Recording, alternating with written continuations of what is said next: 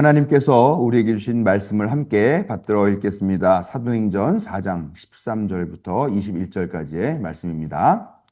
그들은 베드로와 요한이 본래 배운 것이 없는 보잘것없는 사람인 줄 알았는데 이렇게 담대하게 말하는 것을 보고 놀랐다.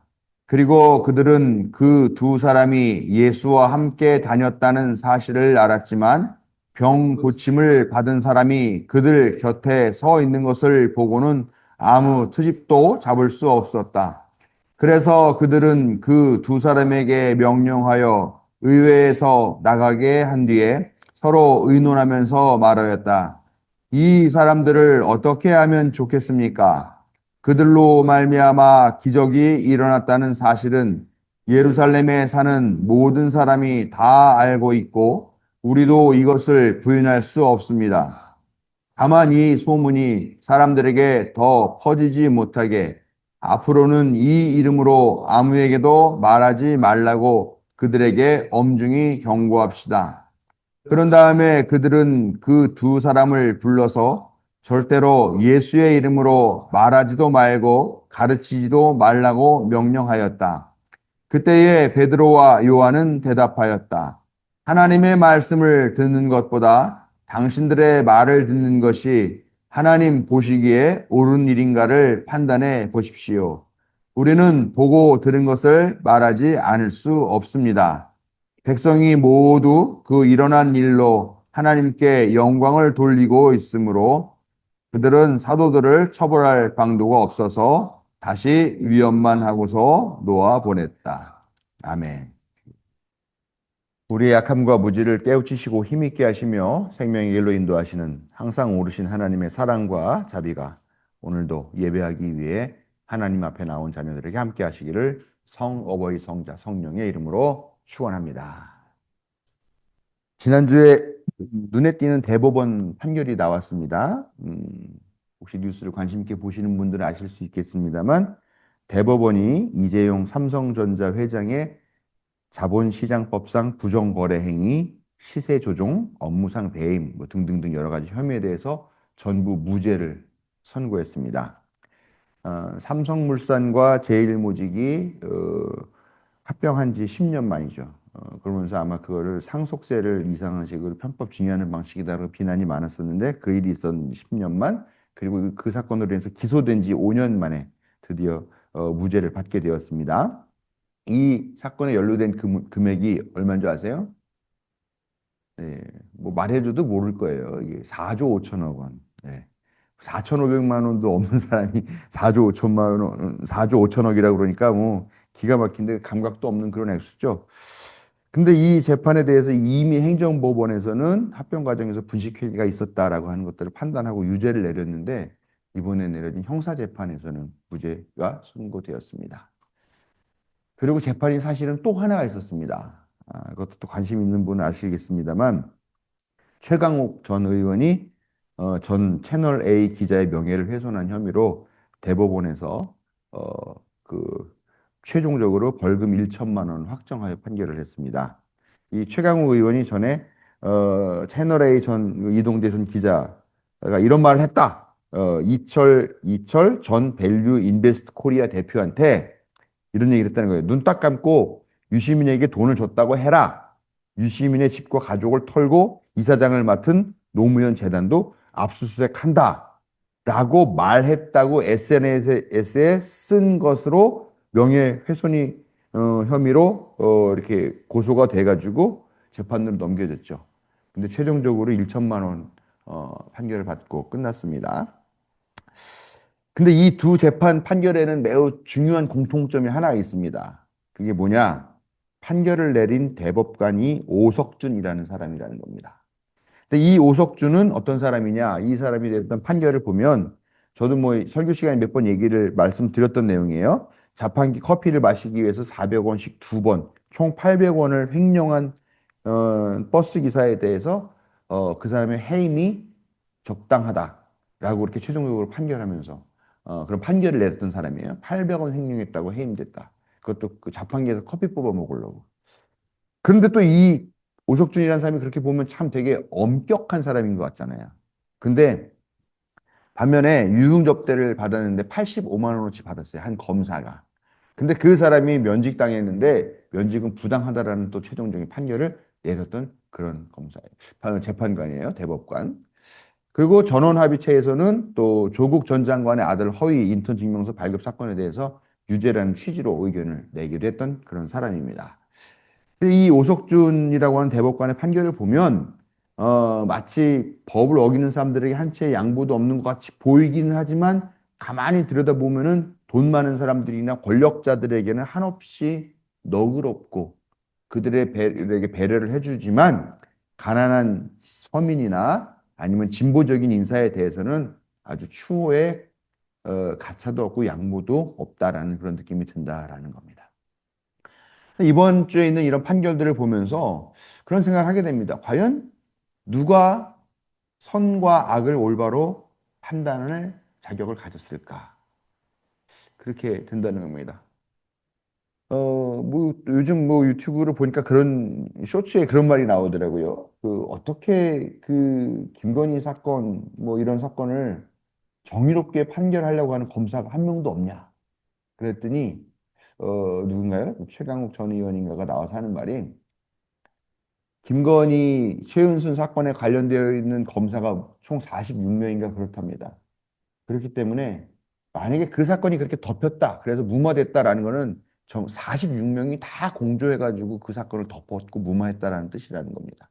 검찰 사회가 다 그렇다는 거예요. 그래서 한두 명의 의로운 검사가 나온다고 해서 그 사회가 달라지거나 하지는 않는다. 그런 걸 보면서 검사라는 사람들이 하는 일이 뭡니까? 예? 악한 사람들 잡아다가 그 죄를 낱낱이 밝혀가지고 그 재판받게 하는 그런 역할을 하는 그런 역할을 하는 사람들인데 그 사람들이 담합해가지고 눈 감아주고 또 들추고 과연 그러면서 과연 이런 일들이 검사나 판사들이 우리의 옳고 그름 선과 악을 판단할 자격이 있는가? 이런 질문을 아주 뼈저리게 하게 되는 그런 한 주였다는 거죠. 베드로와 요한은 성전 문 앞에서 구걸하던 장애인에게 은과 금은 내게 없으나 내게 있는 것을 그대에게 주니 나사렛 예수 그리스도의 이름으로 일어나 걸으시오 라고 그렇게 말하면서 그 장애인을 고쳐주었습니다. 그러고 나서 그 뒤에 한 차례 설교를 했는데 설교를 마쳤을 때쯤에 제사장과 성전 경비대장 그리고 사두개파 이 사두개파는 제사장 가문이라고 보시면 돼요. 제사장들도 대대로 이렇게 그 혈통대로 이어서 하는 건데 그 가문 뭐 한 명만 있는 건 아니겠죠. 그래서 그 가문들 사두개파 사람들이 몰려와서 이 두 사도를 체포해서 끌고 갑니다. 제목이 뭐냐? 백성을 가르친 것과 예수의 부활을 내세워서 죽은 사람의 부활을 선동하고 있다라는 겁니다. 근데 이 사두개파는 제사장들인데 부활을 믿지 않아요. 부활을 믿지 않을 이유가 있을 것 같아요. 그렇죠? 뭐 이때에 내가 지금 살아서 온갖 영화와 부귀와 권력을 다 누리면서 떵떵거리고 사는데 뭐 굳이 내세에 대한 아쉬움이 있겠습니까? 단지 아쉬움이 있다면 죽어야 한다는 게 아쉽겠죠. 이왕이면 영생하고 싶은데. 그러나 뭐 근데 사실 부활이라는 게 어떻습니까? 부활을 간절히 바라는 사람들이 대부분 어떤 사람들이냐? 우리나라에도 미륵불 신앙을 보면은 대부분 그래요. 찢어지게, 가난하게, 힘들게, 억울하게 그렇게 그냥 고생고생만 하던 사람들이 아유 이 생에서는 내가 제대로 못 살았으니 다음 생에서라도 좀 행복하고 좀 버젓하고 좀 넉넉하게 살았으면 좋겠다라고 하는 그런 마음들이 있는 사람이 더 사실은 구원과 부활에 대해서 갈망을 하게 되는 거잖아요. 사두개파 사람들은 이미 이 세상에서 누릴 걸 다 누리고 있기 때문에 그런 다음 생에 대해서 뭐 지금보다 더 좋은 삶을 살 수 있겠어? 이런 생각을 하는 사람들이기 때문에 부활을 믿지 않는 그런 종파인 것 같아요. 그런데 재판정에 끌려온 이 베드로가 그 순간 갑자기 성령의 충만함을 받아서 뭐라고 얘기를 하느냐? 예수밖에는 다른 아무에게도 구원이 없습니다. 사람들에게 주신 이름 가운데 우리가 의지하여 구원을 얻어야 할 이름은 하늘 아래에 이 이름밖에 다른 이름이 없습니다. 라고 조금도 기죽거나 꿀리지 않고 담대하게 말하더라라는 겁니다. 그러자 오늘 본문을 보니까 이 신문하던 권력자들이 어떤 반응을 보였느냐? 다 놀랬다는 거예요. 베드로와 요한이라는 사람이 원래 배운 것이 없는 보잘것 없는 사람인 줄 알았는데 최고 권력자들 앞에서 기죽지도 않고 논리정연하게 그렇게 말하더라라는 거죠. 어때요? 보통 이 자리에 있는 이 최고 권력자들 다 앞에 있으면 와서 다 그 기세에 눌려가지고 움츠러들게 되고 머리를 조아리게 되고 여기서 말 한마디 잘못했다가는 내 인생이 꼬이고 나락으로 떨어질 수도 있겠구나라는 그런 걱정을 먼저 하면서 덜컥 겁을 집어먹게 되는 게 보통 일이죠. 근데 거기다 아주 보잘것없고 하찮고 배운 것도 없는 그런 정말 어떻게 보면은 밑바닥에 가까운 그런 사람이라면 더더욱 그럴 것이라는 거죠. 그런데 이 두 사도는 특히 베드로는 성령이 충만해서 조금도 기죽지 않더라라는 거예요. 그러니까는 어쭈 이것 봐라가 아니라 저게 뭘 믿는 게 있나? 어떻게 저렇게 기죽지 않고 담담하지? 담대하지? 그렇게 생각했다라는 것이죠. 결국 이들은 사도들에게서 아무런 혐의를 찾지 못했다는 것은 아무런 꼬투리도 잡지 못하고 어, 훈방 조치를 하게 됩니다. 그러면서 하는 말이 예수의 이름으로 아무에게도 말하지도 말고 가르치지도 말라. 그렇게 경고를 합니다. 그러면 자기네들이 그렇게까지 선처를 베푸면 이 두 사도는 어떻게 해야 됩니까? 아이고 감사합니다. 얼씨구나. 볼기라도 맞고 풀어줄 줄 알았는데 그래도 무죄방면하고 훈방으로 끝나는구나. 아이고 감사합니다. 아이고 고맙습니다. 네, 다시는 여기 안 오도록 착하게 하겠습니다. 그러면서 머리를 조아리면서 가야 되는데 그 자리에서 경고를 받은 그 자리에서 또 고개를 빳빳이 들고 이렇게 말을 하더라는 겁니다. 하나님의 말씀을 듣는 것보다 당신들의 말을 듣는 것이 하나님 보시기에 옳은 일인가를 판단해 보십시오. 우리는 보고 들은 것을 말하지 않을 수가 없습니다. 다른 교회에서는 아멘 하는 것 같아요. 이 부분에서. 네, 뭐 우리는 안 해도 괜찮습니다. 여러분, 이 말이요. 하나님 말씀 듣는 것보다 당신들 말 듣는 게 하나님 보시기에 옳은가? 한번 판단해 봐라. 이 말이요. 어떻게 들리십니까? 당신들이 그렇게 판단할 자격이 있고 그렇게 옳게 판단할 줄 안다면 하나님 말씀을 거스리는 것이 옳은 일인가? 니들이 한번 그렇게 판단해 봐라 라고 하는 그런 비아냥거림이잖아요. 그런 도발이잖아요. 그런 도전이잖아요. 그런 말을 이들이 이 자리에서 했다라는 것입니다. 여러분, 오늘 본문에도 있지만 제사장과 이 권력자들이 이 두 사도를 가소롭게 여긴 이유가 뭐냐? 바로 배운 것이 없는, 그렇기 때문에 보잘것없는 사람이었기 때문이라는 겁니다. 베드로와 요한은 어부의 자식이자 그들 자신도 어부로 성장을 했을 것이고 어부로 삶을 살았을 겁니다. 그리고 10중 8구 글도 읽을 줄 모르는 사람들이었을 겁니다. 아는 것이라고는 비린내나는 생선을 잡아서 그것을 어떻게 손질하냐, 어떻게 배를 운전하냐, 어디에다 그물을 던지면 고기가 많이 잡히느냐, 그리고 그 잡은 생선을 어떻게 손질해야 해서 팔아야 많은 돈을 벌 수 있느냐라는 이런 것들이 전부 그런 사람들이었다라는 거죠.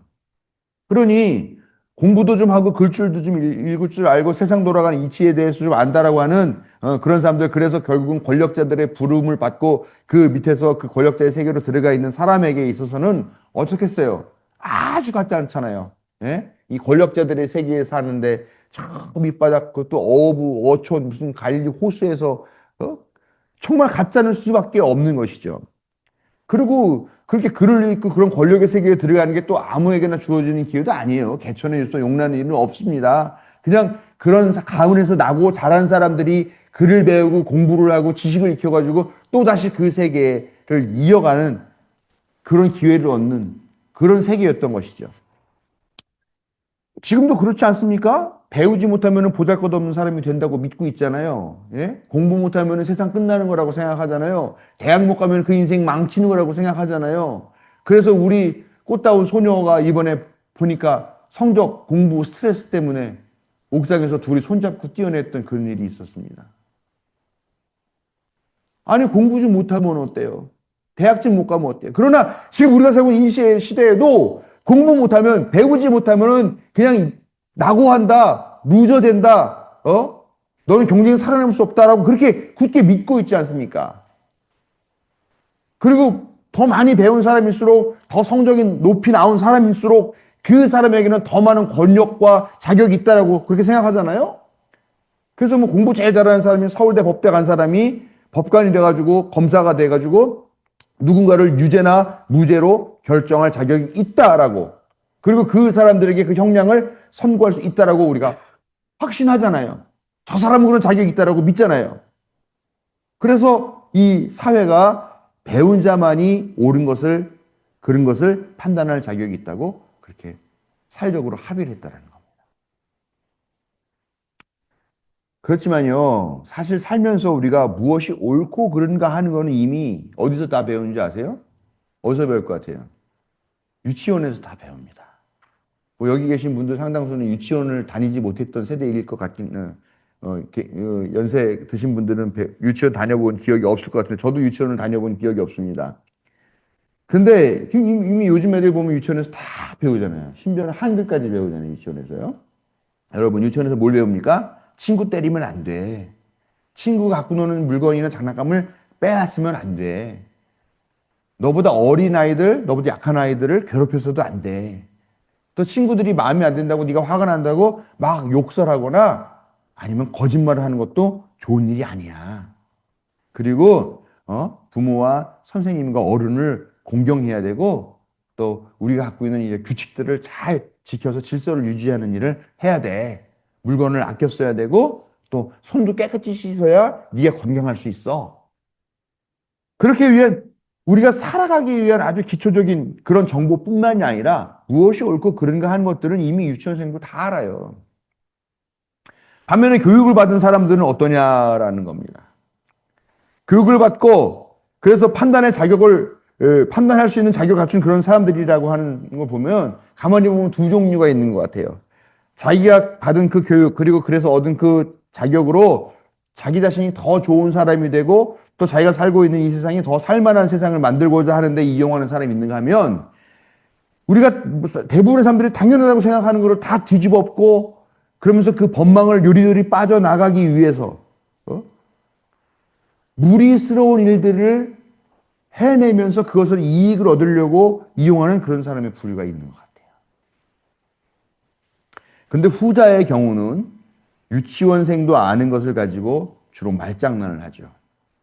이들이 특히 법을 잘 안다고 하는 작자들, 검사와 판사들인 것 같아요. 요즘으로 보면은. 이권에 따라서 무죄를 유죄로 덮어 씌우기도 하고 또 유죄를 무죄로 방면하기도 합니다. 지난 겨울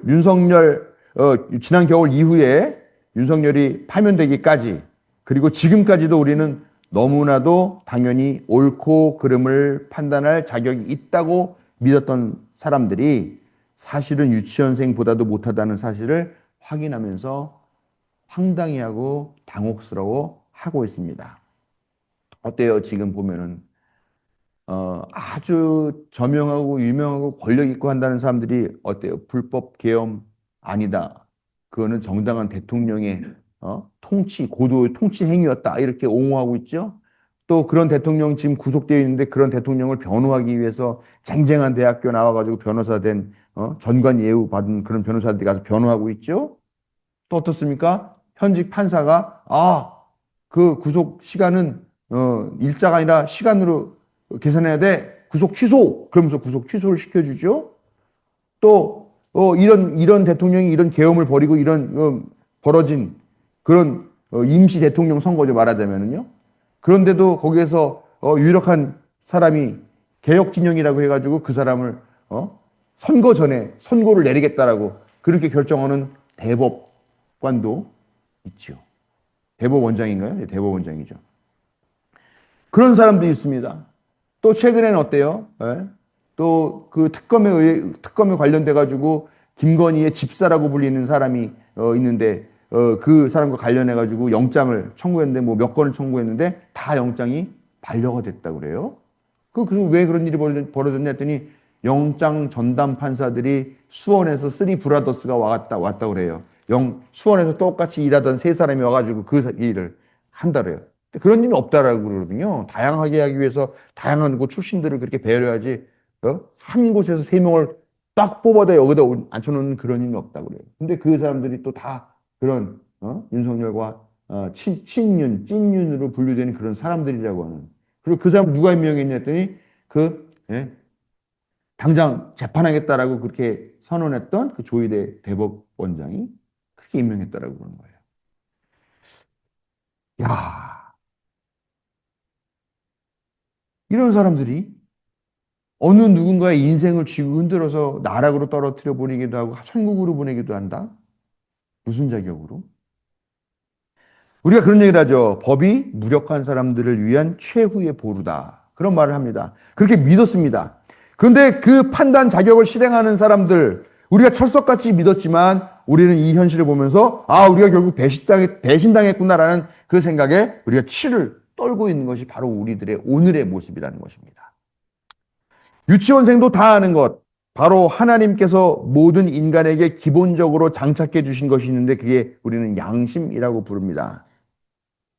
이 양심의 소리조차 외면하고 자신의 권력과 자격에 의지하는 이들이 얼마나 가소로운지, 그리고 그들을 결코 두려워할 필요가 없다라고 하는 것을 우리는 지금 너무나 명백하게 보고 깨닫고 있습니다. 또한 우리가 그들보다 덜 배웠다고 해서, 우리는 못 배웠다고 해서, 그들은 배웠기 때문에 항상 옳고 항상 바른 판단을 하고, 그렇기 때문에 우리는 무조건 그들을 따라야 하고 순종해야 되고 그렇게 생각할 수 있지만, 그리고 우리는 그렇기 때문에 못 배웠기 때문에 판단할 수 없다라고 하는 그런 자괴감을 갖는데 그럴 필요가 이제 없어진 것 같습니다. 오히려 지금은 민중의 판단과 도덕성이 그들보다 훨씬 더 우월하다는 것을 매일매일 지난 12월 3일 이후부터 확인하고 있기 때문입니다. 요즘으로 따지면 국회의원, 법관, 교수, 종교 지도자들, 감리교로 따지면 감독회장 앞에서 배운 것도 없고 유명하지도 않고 유력하지도 않은 어부, 그런 사람들이 당당하게 말하고 오히려 세도가들을 당황하게 만드는 그 힘은 바로 그들의 중심에 계신 하나님으로부터 나옵니다. 오늘 말씀 보면은 베드로와 요한이 말하죠. 하나님 앞에 자신들이 서 있다는 것을 이들은 알고 있어요. 하나님께서 지금 보고 계시는데, 하나님이 지금 내 앞에 서 계시는데, 그런데 어떻게? 사람들은 다 그렇게 생각하죠. 인생이라는 게 자기 잘난 맛으로 사는 거라고 생각해요. 그러나 이 배운 것도 없고 이 무식한 무지렁이 이 어부들은 자기 잘난 맛으로 사는 게 아니라 하나님의 인도하심 앞에 서 있다라고 하는 것을 알았다는 것이에요. 세계의 주인이고 인류의 창조주시고 우리 자신의 어버이가 되시는 하나님 앞에 서 있다는 사실을 깨달은 사람에게는요, 이 유한한 세상에 있는 권력과 지식, 그런 거 아무런 두려운 조건이 되지 못합니다. 하나님 앞에서 선 사람은요, 누가 보이냐? 오직 하나님의 사랑과 정의만 보인다라는 거예요. 우리가 지금 만약에 대통령의 부름을 받아서 그 앞에 섰다 그러면은 거기서 대통령 얼굴만 보이지 누가 보이겠습니까? 뭐 집에 냉장고에 감춰둔 무슨 뭐 찹쌀떡이 생각나겠습니까? 뭐 아이스크림 생각나겠습니까? 대통령만 보이겠죠. 어떤 인간이 권력이 있고 어떤 인간이 힘이 세고 어떤 사람 밑에 가서 줄을 서야 되고 또 어떤 사람이 똑똑하니까 그 사람 덕을 봐야 되고 이런 것 생각 따위는 눈에 들어오지도 않게 된다는 겁니다. 하나님 앞에 서면. 우리가 스스로에게도 하나님 보시기에 옳은가라고 하는 그런 질문을 던지며 사는 사람이 되어야 되겠고요. 그런 사람은 그 누구보다도 옳은 것을 판단할 자격이 있는 사람이라고 믿습니다. 우리가 바로 그런 사람들, 그런 하나님의 자녀들이 되어야 할 줄로 믿습니다. 양심을 따라 살아가는 성도 여러분들에게 하나님 주시는 사랑과 자비, 용기가 넘쳐나시기를 축원합니다.